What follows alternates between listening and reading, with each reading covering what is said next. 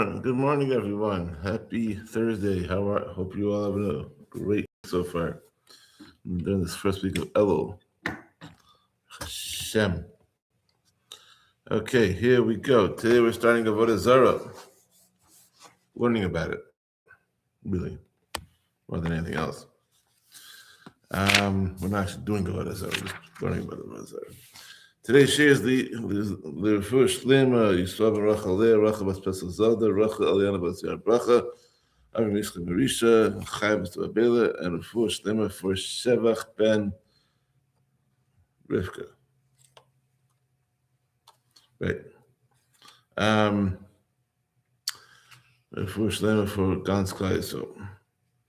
And Shefer Bracha Vatzlacha for Tzvi Noach ben Bracha Rachalea, and Azir Bekaru for Shmuel David ben Hindemiriam and Tzvi ben Chana. Okay, here we go. Starting off about Zarak, it's 5 prakim. It'll take us till the middle of next week. Then we do Perek Yavash, and then Hurrius, and then we meet the scheme on. What here first?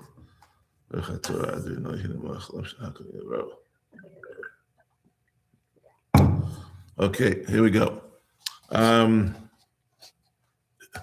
What does that means? Idol worship. So, pagan life, the pagans, their life revolved around idol worship. They're worshiping everything, especially during the holidays.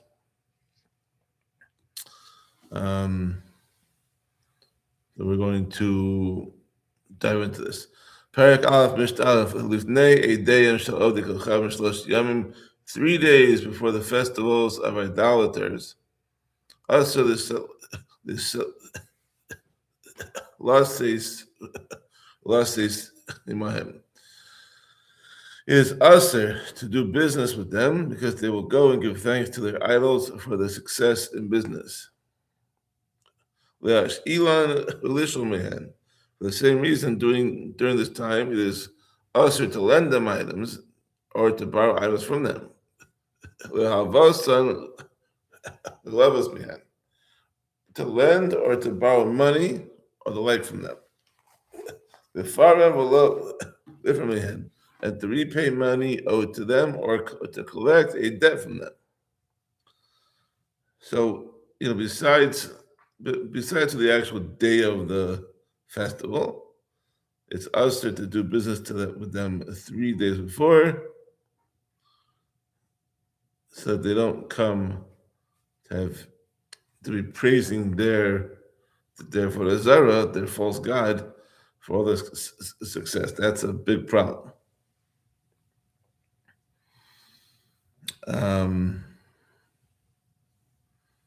Yeah.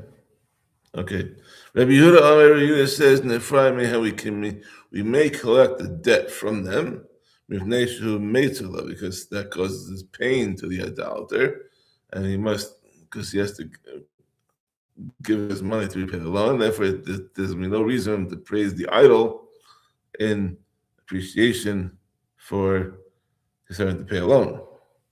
The Chachamim responded to Rabbi Yehuda, even though it pains him now to give up his money, he will be glad later when he realizes that he is now free of his obligation, and he will praise his idol for it. A lot of times, when you have a loan to pay, and it really hurts to cut that check or to send that payment, but once you're done, and that account is paid in full, there's a satisfaction over there. Wow, this is over. I never have to deal with that company ever again. Sei gesund. I've had that feeling a couple times in my life. It took a while to pay something back, and finally what's done is done. Move on. And you delete that file from memory, delete that contact, move on. So there's a little happiness over there, that satisfaction, that's the word. There's a little bit of satisfaction there that he got from that. Mishnah Beis, Rabbi Yishmael says, Shlosh Yomim Lifneihem and Shlosh Yomim Lacharim Aser. So, but by Mishnah Aleph, he says only 3 days before the holiday. Now Rishma is saying it's 3 days before their festivals and 3 days after the festivals. It's also to have any dealings with idolaters, since they're going to praise their false gods for their good fortune. So if the holiday is on Tuesday or Wednesday, 3 days before, 3 days after, which is a total of 7 days, you can't do any business with them. The third opinion says, "Lifnei Eidehen Asur," it is also to have any dealings with them before the festival. La'achar Eidehen Mutter. But after the festivals, it is permissible to have dealings with them immediately. Um,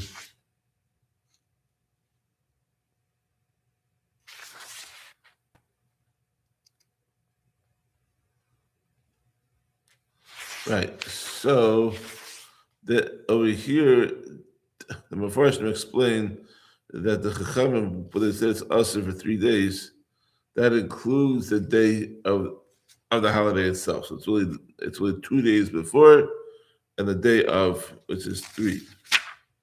That's brought down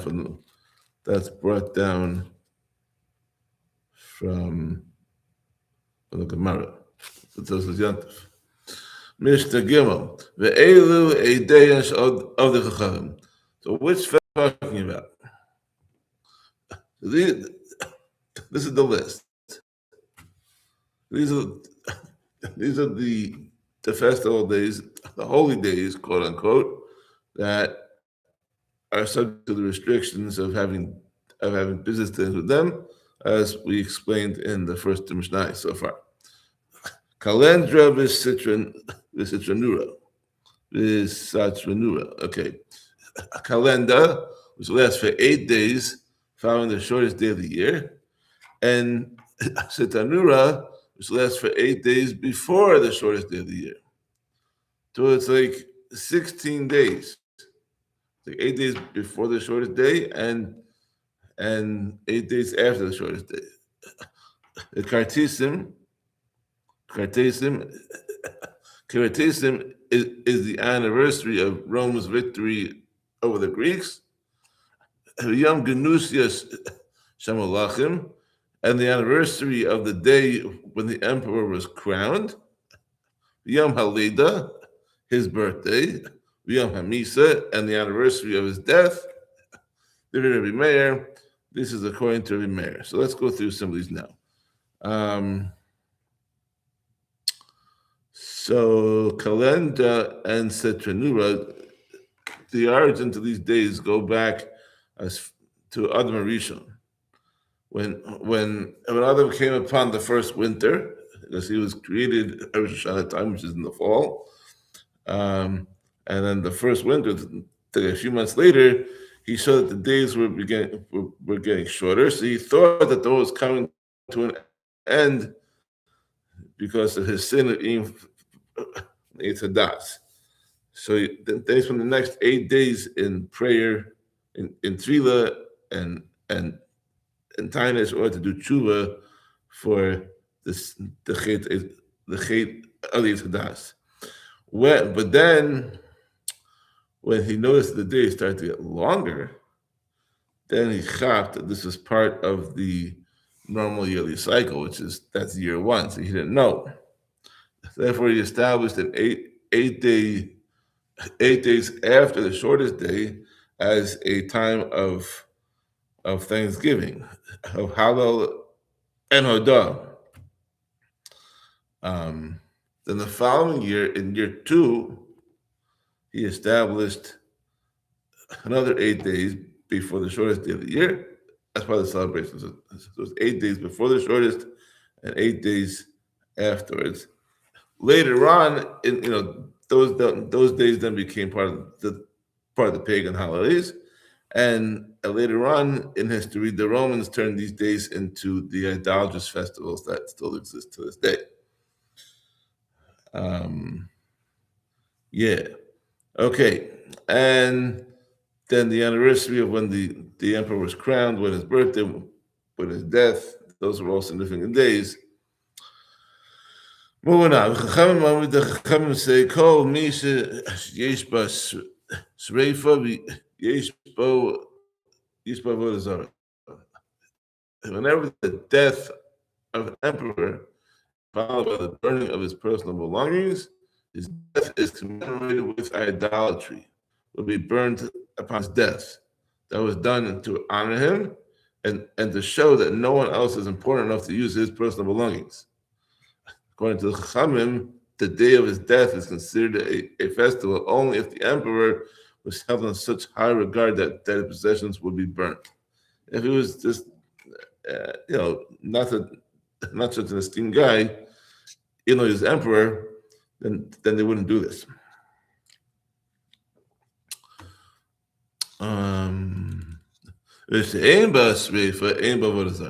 However, when the death of the emperor is not followed by the burning of his personal objects, and his death is not commemorated with idolatry and is not chayiv to the restrictions mentioned above. Moving on.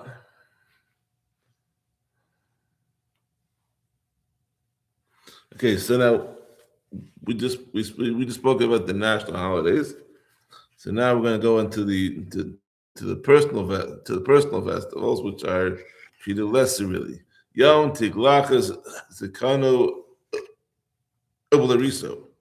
With regard to the day that an idolater shaves his beard or his locks of hair, they had a ritual where they shaved off their hair. There would be a big celebration. Yom Shalabam and Hayam, or the day that he returned safely from traveling by sea. Yom Shiatzabel Bibes Hasum, or the day that he leaves prison as a free man. Or the day that an idolater made a wedding banquet for his son. Eno Asar El Oso Yom Oso Haish Bovad.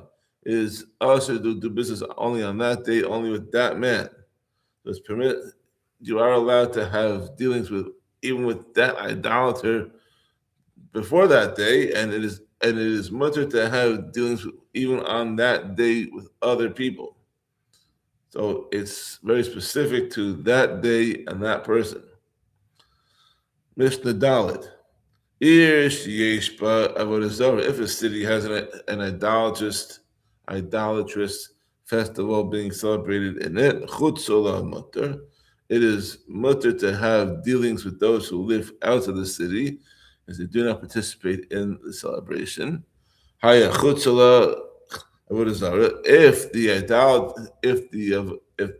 the Chag was being celebrated by those who live out of the city, then it is allowed to have dealings with those inside the city, because they do not participate in that celebration. If is a Jew allowed to go there for a matter not related to business, let's say it's to have a private conversation with one of the residents. So the answer is when the road leads only to that place and it does not go any further, he is asked to go there on the day of their celebration. So it looks like he's going to join them in their ritual, and that's a problem. But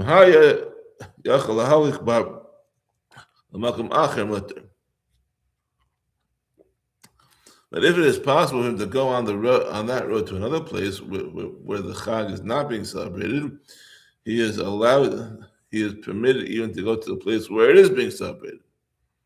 The road has to go two ways, so as long as you can go to another place, you can go to that too. Moving on. The halacha concerning a city where an idolatrous festival is being held. And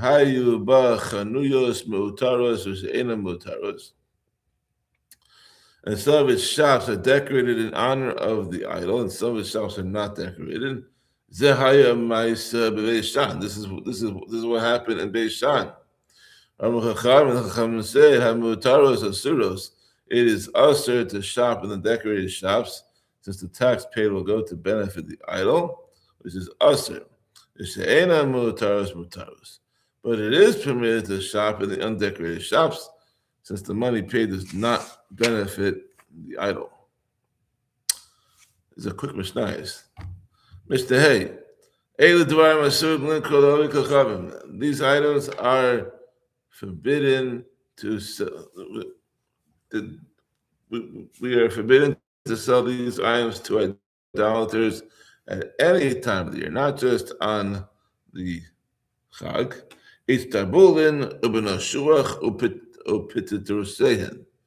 Acorns of oak trees, or large white figs of the Benosh Shuach species, with their stems still attached to them.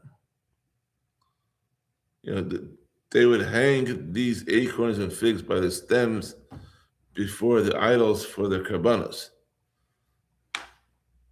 That's a problem. Ulevona and frankincense. The tarnagol halava, or a white rooster, because idolaters bring these items as karbanos to their idols. Rabbi Yehuda says,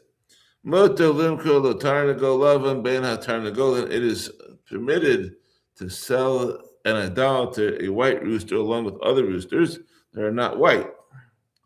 Since he's buying other roosters which are not usually brought as karbanos, we can assume that he is not buying any of them for idolatry. Therefore, even if one of them is white, it can be included in the sale. When the white rooster is being sold by itself, and the Jew must first clip off even the chassid Avodah Zarak, because idolaters do not bring to their idols karbanos that are missing of them. If it's chassid, there's a mum, they're not being married. As far as selling all other items, besides those listed above, to an idolater, the halach is stama mutter. If the idolater does not specify that he wants them for idolatry, it is permissible to sell them to him. But if he specifies that he wants them for idolatry, it is usher to sell them to him. No ends, ifs, or buts. Rabbi Meir says, Av dekel tav v'chatzav v'niklechem usher limkrol ovikachag.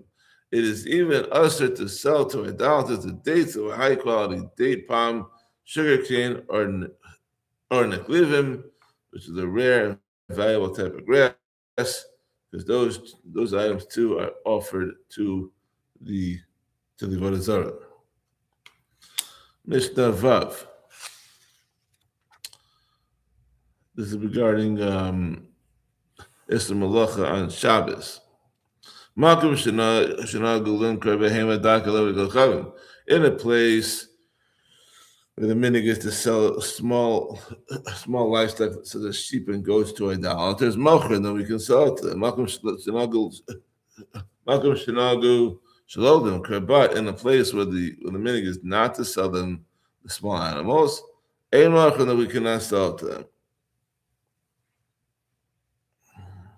And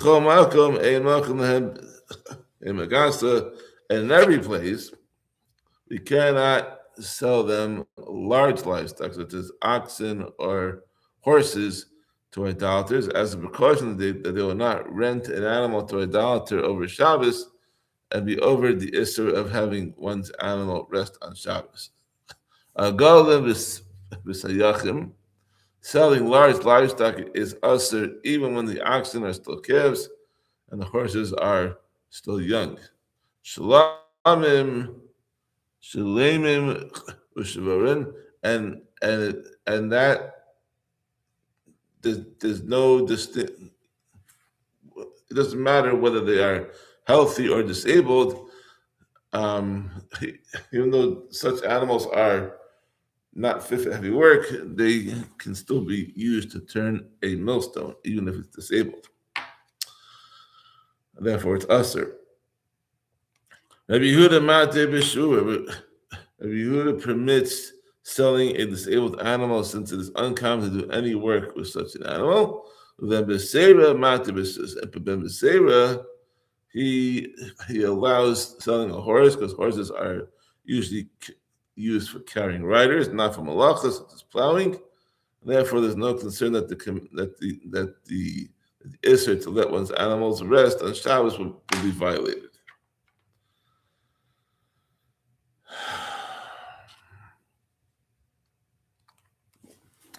Mishnah Zayin. Ein mochin lahen dubim rayos echol davar sheish b'nezik l'rabim. We may not sell to idolaters bears, lions, and anything else that can cause damage to the public. Ein bonin imahen b'silke gardum v'itztadaya habima. Normally we build for them a basilica, which is a tall palace-like building used for judging capital cases, in which the condemned man was hurled to his death. You can't build a courthouse for capital cases. A stadium in which convicted prisoners were sent to fight wild bulls, or a tall, narrow platform from which, like the basilica, they had a prisoner that was stoned to death. It was build any of these things. Alabonin imam bimusayos ubes mechasos. But we can build them the messiahs, which are beautiful structures that are not used for idolatry or capital punishment, rather for types of entertainment, and you can build for them bathhouses.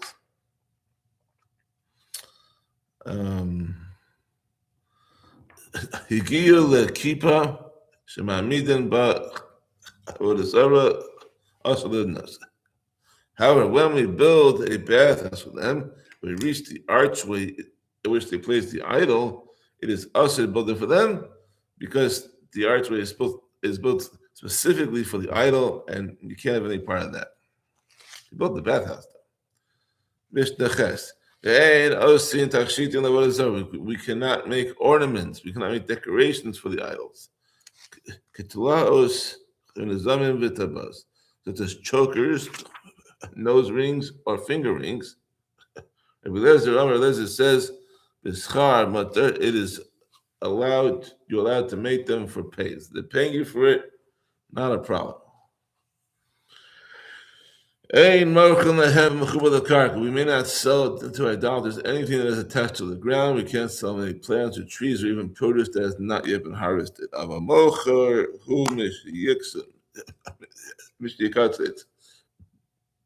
But we can sell it to them once it's been cut down, since it does not give the idolater any ownership in the land. Rabbi Yehuda says, he says you can sell it to an idolater with the condition that it will be cut down, since the idolater has no ownership in the land. Ein maskirin lahem batim be'eretz Yisrael. We're not allowed to rent houses in Eretz Yisrael to them. So we should not come to violate the Issa Raisa against selling land in Eretz Yisrael. Ein sarich lomar sados. And it goes without saying that we may not rent them fields in our Ubesuria maskirin lahem batim. But in Syria, which is the northern part of Syria today, which was conquered by David Melech, who made it part of it as well. So in Syria, we can rent them houses because the Chum did not apply the same chumras to Syria as they did to Eretz Yisrael proper. Our los shados, but we may not rent them fields in Syria so that we not come to sell fields to them there and violate two Yisurim. In other lands outside of Eretz Yisrael, we may sell houses and rent them fields. To Rabbi Meir, this is according to Rabbi Meir. Rabbi Yossi is more lenient. He says, "Eretz Yisrael maskirin lahem batim." In Eretz Yisrael, we are allowed to rent them houses, but not fields. So we not come to sell them fields and be over two Yisurim. Of Syria, Malchin Batim, Umaskirin Sadas. In Syria, we can sell houses and rent fields to them. Chutz Laaretz, Malchin Elu Elu. In other lands outside of Eretz Yisrael, we can sell them both these and those, both houses and fields. In the more distant lands, the Chachamim were not concerned that allowing people to sell houses and fields could result in selling houses and fields in Eretz Yisrael to Avodah Zarak. And the last one for today, Mishnah Test.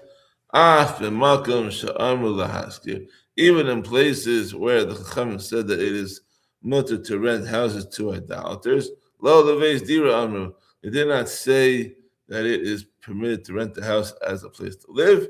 Because an idolater who rents the house as a residence brings his idols into it. Since the house belongs to the Jew, it is usher. As the pasuk says, "Lo savi soiva el beisecha." You shall not bring an abomination into your house. Therefore, it is mutter to rent houses to idolaters only for storage purposes, in which case it is not likely that an idolater will be brought in. So in all places, whether in Eretz Yisrael or elsewhere, one may not rent a bathhouse to an idolater, because the bathhouse is called by the Jewish owner's name. Even if it's rented out, people still call it the bathhouse of so-and-so the Jew, of Reuven the Jew. Therefore, when an idolater heats the water on Shabbos, people will think that he was hired to work on Shabbos, which is usher. Thank you for joining us. We'll continue tomorrow with Perek Beis. Have a wonderful day.